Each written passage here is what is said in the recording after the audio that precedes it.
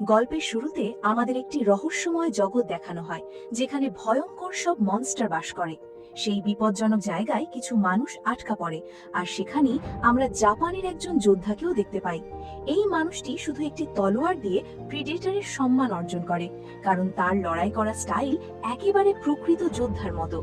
যখন প্রিডেটর সামনে আসে, তখন সে নিজেই তার অদৃশ্য হওয়ার ক্ষমতা বন্ধ করে দেয়, অর্থাৎ সে একটি ফেয়ার ফাইট চায়। দুজন একসাথে আক্রমণ করে, কিন্তু শক্তির পার্থক্য স্পষ্ট দেখা যায়। প্রেডেটর অনেক বেশি শক্তিশালী, তাই প্রথম আঘাতেই হানজো মাটিতে পড়ে যায়। কিন্তু সে হার মানে না। ধীরে ধীরে সে প্রেডেটরের আক্রমণের ধরন বুঝে ফেলে। তারপর সঠিক সুযোগ পেয়ে সে প্রেডেটরের পেটে আঘাত করে এবং প্রেডেটরটি মাটিতে লুটিয়ে পড়ে। তবে হানজো ভীষণভাবে আহত হয়। সে জিতে যায় ঠিকই, কিন্তু নিজের জীবন দিয়ে, একজন সত্যিকারের সামুরাইয়ের মতো নিজের সম্মান রক্ষা করে। কিন্তু গল্প এখানেই শেষ নয়। আসলে এই সব কিছু ঘটছে একটি এলিয়েন গ্রহে, যেখানে মানুষদের শিকার বানানোর জন্য নিয়ে আসা হয়।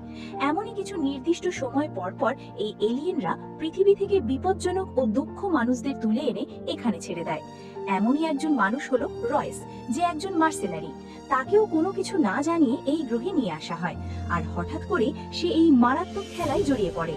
এখন তাকে বুঝতে হবে এই জায়গাটা কি এবং কিভাবে বেঁচে থাকা যায়। রয়েস হঠাৎ আকাশ থেকে পড়তে থাকে, হাজার হাজার মিটার উপর থেকে। জ্ঞান ফিরতেই সে বুঝতে পারে এখনই কিছু না করলে সরাসরি মৃত্যু নিশ্চিত। তখনই সে দ্রুত প্যারাশুট খুলে দেয় এবং শেষ মুহূর্তে ঘন জঙ্গলের গাছের উপর পড়ে নিজের জীবন বাঁচায়। দ্বিতীয়বার জ্ঞান ফেরার পর সে নিজেকে একটি অজানা ট্রপিক্যাল জঙ্গলে খুঁজে পায়। চারপাশ দেখার আগেই হঠাৎ আরেকজন মানুষ আকাশ থেকে পড়ে। মাটিতে নামতেই সে বন্দুক তাক করে ধরে।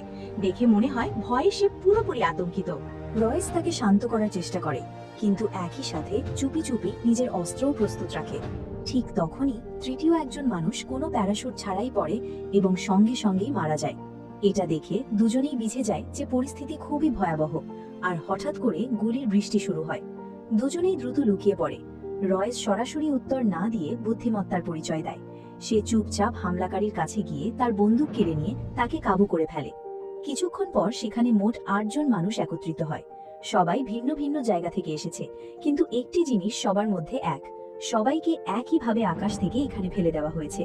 এদের মধ্যে রয়েছে রয়েস, যে একজন পেশাদার মার্সেনারি; নিকোলাই, রাশিয়ার স্পেশাল ফোর্সের সৈনিক; কুচিলো, মেক্সিকোর ড্রাগ কার্টেলের সদস্য; ইজাবেল, ইসরায়েলের একজন স্নাইপার; স্ট্যান্স, এফবিআই এর ওয়ান্টেড অপরাধী; মোম্বাসা, আফ্রিকার এক বিদ্রোহী নেতা; হানজো, জাপানের ইয়াকুজার সদস্য; আর এডউইন, দেখতে একেবারে সাধারণ একজন ডাক্তার। যখন সবাই নিজেদের গল্প বলে, তখন তারা অবাক হয়ে যায়। প্রত্যেকের সাথেই একই ঘটনা ঘটেছে। তাদেরকে না জানিয়ে তুলে এনে এই অজানা জঙ্গলে ফেলে দেওয়া হয়েছে। ধীরে ধীরে তারা বুঝতে শুরু করে যে এই জায়গাটা কোনো সাধারণ জঙ্গল নয়, এটা একটি শিকার ক্ষেত্র, আর তাদের সবাইকে এখানে শিকার বানানোর জন্য আনা হয়েছে। হঠাৎ একটি অদ্ভুত আলো জ্বলে ওঠে এবং সবাই অজ্ঞান হয়ে যায়। জ্ঞান ফেরার পর তারা নিজেদের এই অজানা জায়গাতেই খুঁজে পায়। প্রত্যেকের কাছেই তার পরিচয় অনুযায়ী অস্ত্র রয়েছে। রয়েস সিদ্ধান্ত নেয় যে আগে কোনো উঁচু জায়গায় উঠে চারপাশটা দেখা দরকার, যাতে বোঝা যায় তারা কোথায় আছে। পথে হাঁটার সময় নিকোলাই একটি অদ্ভুত গাছ দেখে থেমে যায়। সেই গাছটাকে ছুঁতে যাচ্ছিল, ঠিক তখনই ডাক্তার এডউইন তাকে থামিয়ে দেয়। সে জানায় এটা একটি বিষাক্ত গাছ, হালকা আঁচড় লাগলেও পুরো শরীর অবশ হয়ে যেতে পারে। এটা শুনে নিকোলাই তার জীবন বাঁচানোর জন্য তাকে ধন্যবাদ জানায় এবং সামনে তাকে রক্ষা করার প্রতিশ্রুতি দেয়। একটু সামনে এগোতে সবাই বুঝতে পারে যে এখানে ম্যাগনেটিক সিস্টেমে সমস্যা রয়েছে। দিক নির্ণয় করা যাচ্ছে না। সবচেয়ে অদ্ভুত বিষয় হলো ৬ ঘন্টা হাঁটার পরও সূর্য তার জায়গা থেকে একটুও সরে না, যা পৃথিবীর নিয়মের সম্পূর্ণ বিপরীত। এখন সবাই আরো বেশি সতর্ক হয়ে এগোতে থাকে।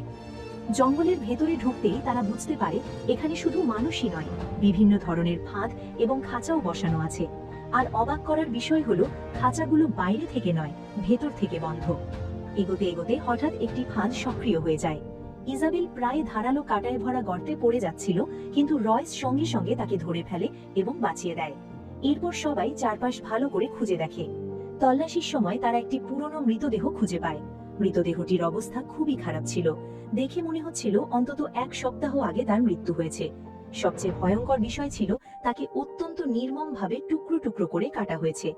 রয়েস বুঝতে পারে এই ফাঁদগুলো মানুষদের জন্য নয়, বরং তাদের থেকেও বড় এবং ভয়ঙ্কর কোনো শিকারের জন্য বানানো হয়েছে। ঠিক তখনই তারা গাছের উপরে একটি ছায়া দেখতে পায়।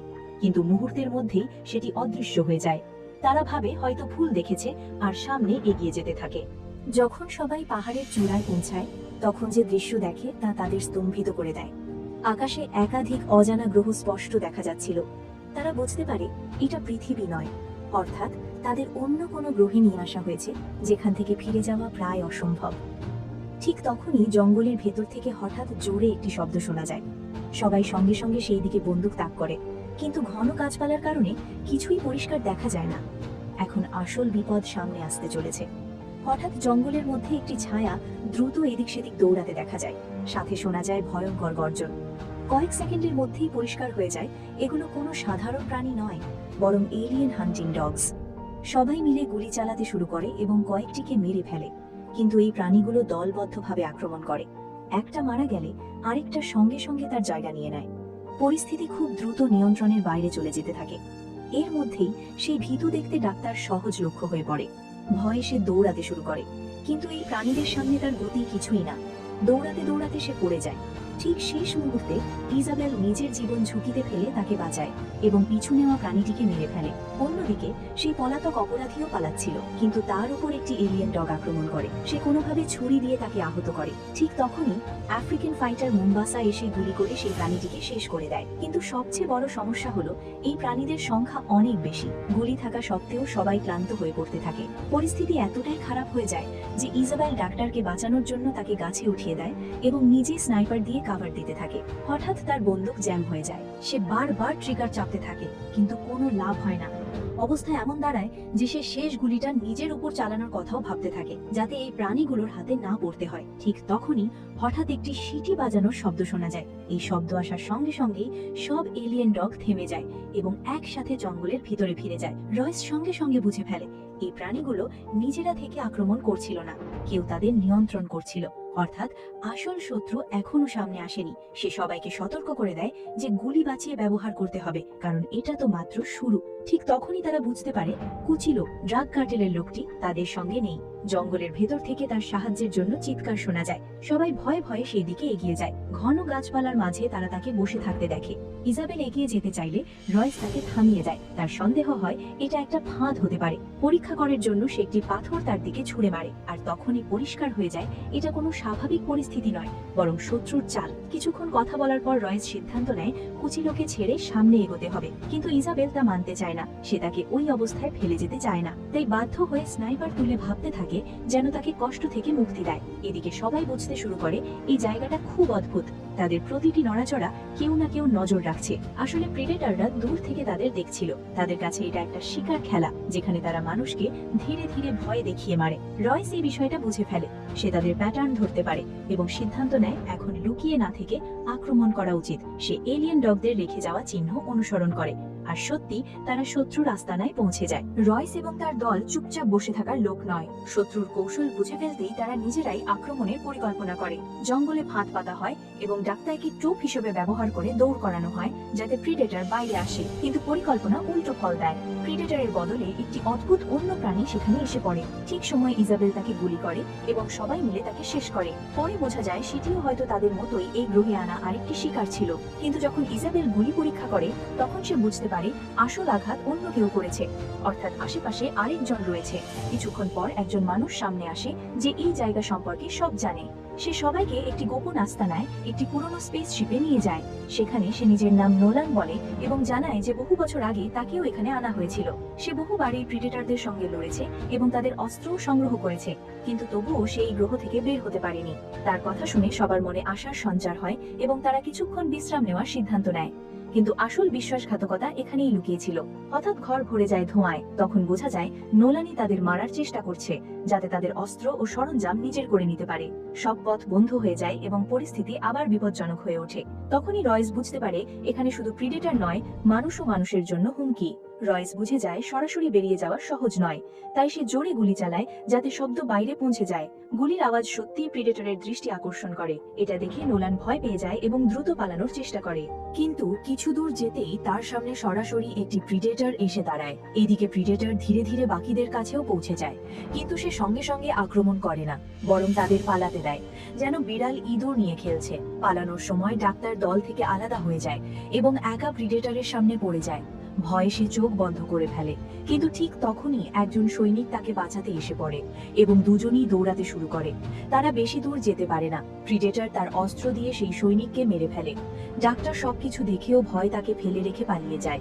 এই সময় আরেকটি প্রিডেটর নিকোলাইকে ধরে ফেলে এবং তাকে মারতে যায়, কিন্তু শেষ মুহূর্তে নিকোলাই একটি গ্রেনেড বিস্ফোরণ ঘটায় আর দুজনই একসাথে উড়ে যায়। এই বিস্ফোরণের পর বাকিরা কিছু সময়ের জন্য বেঁচে যায়, কিন্তু বিপদ শেষ হয় না। আরেকটি প্রিডেটর সামনে এসে সরাসরি রয়েসকে টার্গেট করে। তখন স্টান্স কোনো চিন্তা না করে তার উপর ঝাঁপিয়ে পড়ে এবং নিজের সঙ্গীদের পালানোর সুযোগ দেয়, কিন্তু নিজে মারা যায়। এখন পরিস্থিতি আরো খারাপ হয়ে যায়, কারণ যারা বেঁচে আছে তারা ক্লান্ত আর প্রিডেটররা তাদের পিছু ছাড়ছে না। এই অবস্থায় হানজো হঠাৎ থেমে যায় এবং বাকিদের সামনে যেতে বলে। সে নিজে পেছনে থেকে যায়, শান্ত হয়ে নিজের শ্বাস নিয়ন্ত্রণ করে এবং তলোয়ার বের করে। তার উদ্দেশ্য পরিষ্কার, সে একাই প্রিডেটরের মুখোমুখি হবে। তার সাহস দেখে প্রিডেটরও থেমে যায়, যেন সেই লড়াইটাকে সম্মানের যুদ্ধ বানাতে চায়। আর সেখান থেকেই শুরু হয় এক নীরব কিন্তু ভয়ঙ্কর দ্বন্দ্ব। হানজো এবং প্রিডেটরের মধ্যে সরাসরি সমান লড়াই শুরু হয়। শক্তিতে দুর্বল হওয়া সত্ত্বেও হানজো একটুও ভয় পায় না। তার পিঠে গভীর আঘাত লাগে, তবুও সে লড়াই চালিয়ে যায়। ধীরে ধীরে সে শত্রুর কৌশল বুঝে ফেলে এবং সঠিক মুহূর্তে আক্রমণ করে। শেষ পর্যন্ত সে প্রিডেটরকে হত্যা করে, কিন্তু নিজেও গুরুতরভাবে আহত হয়ে পড়ে যায়। এই জয় তার প্রাণ কেড়ে নেয়।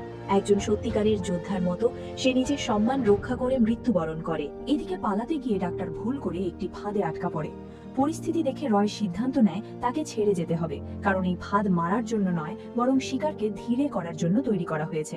তার পরিকল্পনা ছিল ডাক্তারকে হয় ছেড়ে দেওয়া হবে, নয়তো তাকে টোপ হিসেবে ব্যবহার করা হবে। কিন্তু ইজাবেল এই সিদ্ধান্ত মানতে অস্বীকার করে। শেষ পর্যন্ত রয়েস বাধ্য হয়ে একাই সামনে এগিয়ে যায়, আর ইজাবেল ডাক্তারকে বাঁচানোর চেষ্টা চালিয়ে যায়। কিন্তু কিছু দূর যেতেই সেও একটি ফাঁদে পড়ে যায় এবং বাতাসে ঝুলে যায়। এই সময় রয়েস প্রিডেটরের বেসে পৌঁছে যায়, যেখানে সে একটি বন্দী প্রিডেটরকে দেখতে পায়, যে আগের লড়াইয়ে আহত হয়েছিল। রয়েস তার সঙ্গে একটি চুক্তি করে, যদি সে তাকে মুক্ত করে তাহলে সে তাকে পৃথিবীর ফেরার পথ দেখাবে। প্রিডেটর তার কথা বুঝতে পারে, আর রয়েস তার বাঁধন কেটে তাকে মুক্ত করে দেয়। সেই প্রিডেটর প্রতিশ্রুতি রক্ষা করে স্পেসশিপ চালু করে এবং পৃথিবীর দিকে যাওয়ার পথ সেট করে। কিন্তু ঠিক তখনই আরেকটি প্রিডেটর সেখানে এসে উপস্থিত হয় এবং তাদের মধ্যে এক ভয়ঙ্কর লড়াই শুরু হয়ে যায়। রয়েস সবকিছু দেখে বুঝে যায় এখানে আর থাকা নিরাপদ নয়, তাই সে সঙ্গে সঙ্গে স্পেসশিপের দিকে দৌড় দেয়। পেছনে দুই ভয়ঙ্কর যোদ্ধা নিজেদের মধ্যে লড়াই চালিয়ে যেতে থাকে, আর সেই লড়াইয়ের ফল এখনো অনিশ্চিত থাকে। এদিকে রয়েসের শেষ আশা ছিল ওই স্পেসশিপটি। লড়াইয়ে আহত যে প্রিডেটরকে রয়েস মুক্ত করেছিল সে সর্বশক্তি দিয়ে শত্রুর উপর আক্রমণ করে এবং কিছু সময়ের জন্য তাকে ফেলে দেয়। কিন্তু অন্য প্রিডেটর নিয়ম ভেঙে সরাসরি তার প্লাজমা অস্ত্র ব্যবহার করে আক্রমণ চালায়। বাধ্য হয়ে আহত প্রিডেটর লুকোনোর চেষ্টা করে, কিন্তু তার অবস্থা এতটাই খারাপ ছিল যে বেশি সময় টিকতে পারে না। শেষ পর্যন্ত শত্রু তাকে নির্মমভাবে হত্যা করে এবং জয়ের পরই সঙ্গে সঙ্গে রয়েসের পিছু নেয়। এই সময় রয়েস স্পেসশিপে পৌঁছে যায় এবং সেটিকে উড়তে শুরু করে, কিন্তু প্রেডিটর সেটিকেও ধ্বংস করে দেয়। দূর থেকে আঘাত করে স্পেসশিপ উড়িয়ে দেয়। এর ফলে রয়েসের পৃথিবীতে ফেরার শেষ আশাটুকু শেষ হয়ে যায়। এদিকে গর্তে আটকে থাকা ডাক্তার এবং ইজাবেলের পরিস্থিতি হঠাৎ বদলে যায়। ডাক্তার আচমকা ইজাবেলের ওপর আক্রমণ করে এবং একটি বিষাক্ত ছুরি দিয়ে তাকে আহত করে। তখন সত্য সামনে আসে, সে কোনো নিরীহ মানুষ নয়, বরং এক ভয়ঙ্কর খুনি, যাকে এই কারণেই এখানে আনা হয়েছে। ডাক্তারের আসল উদ্দেশ্য ছিল ইজাবেলকে মেরে প্রেডেটরদের খুশি করা, যাতে সে নিজে বেঁচে থাকতে পারে এবং এই গ্রহে টিকে থাকতে পারে। কিন্তু ঠিক যখন সে তাকে শেষ করতে যাচ্ছিল, তখনই রয়েস ফিরে আসে।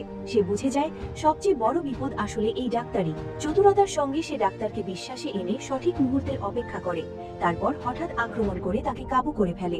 রয়েস ডাক্তারকে টোপ হিসেবে ব্যবহার করে এবং প্রেডেটরের জন্য অপেক্ষা করতে থাকে। কিছুক্ষণ পর প্রেডেটর ফিরে আসে এবং তার প্রযুক্তি ব্যবহার করে ডাক্তারকে খুঁজে বের করে।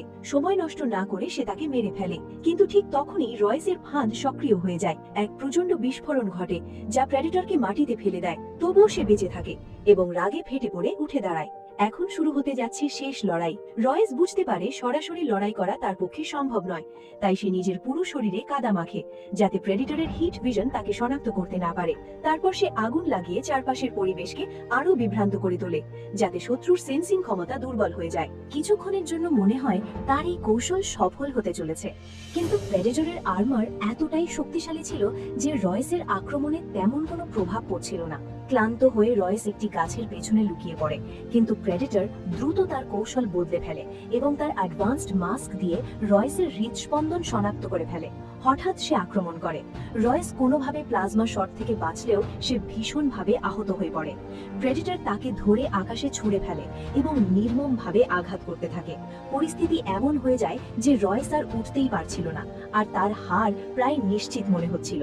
ঠিক যখন প্রেডিটর শেষ আঘাত করতে যাচ্ছিল, তখনই ইজাবেল, যে এখনো বেঁচে ছিল, নিজের সব শক্তি জড়ো করে স্নাইপার দিয়ে লক্ষ্য করে গুলি চালায়। এই আক্রমণ প্রেডিটরকে কয়েক মুহূর্তের জন্য থামিয়ে দেয়।